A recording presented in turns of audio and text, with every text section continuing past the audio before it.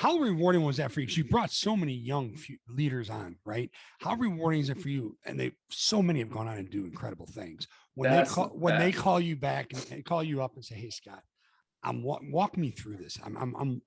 This is a situation I have, and I remember when we did this with HBSC. What are your thoughts on this?" And then watching them in the trajectory. How rewarding is that for you? Yeah, I mean, what's really rewarding is when I call them and say, "Hey, I'm dealing with this topic. I need your counsel."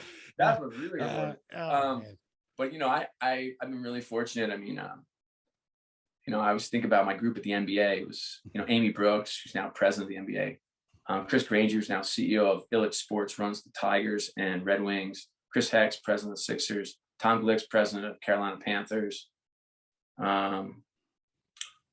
Dan Reed's president of Facebook Sports and Entertainment. I mean, it's kind of like, it's amazing. That was in one little group. Yeah. I'm sure I'm forgetting 10 people, but Don Daniels, who's our general manager of the Parental Center. I mean, it was it's kind of crazy, My group at the NBA is similar. I'm at the Madison Square Garden, and this group is the most talented group I've worked with. I think we have probably a couple dozen people who run organizations. I mean, think about that. It's really mind-boggling when you think about it. It is very wild. And when did you know? I mean, you recruit this great talent, you develop it, you retain it as long as you possibly can. When would you know? When was the tell that it was time for them to fly on their own? Well, a lot of them, I mean, some are still there and probably should go, but some of them did so what I would try to do to keep them is move them out of their core competency into another area. So what happens is when you have a really talented organization, it's hard. They almost run into ceilings.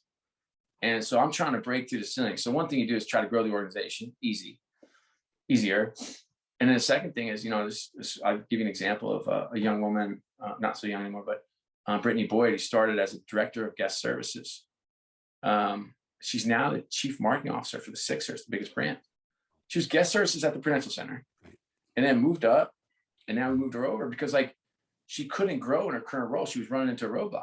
Right. Katie O'Reilly is another one who's now our chief revenue officer. Came in as a deal maker, moved her to chief marketing officer, then moved her to chief revenue officer.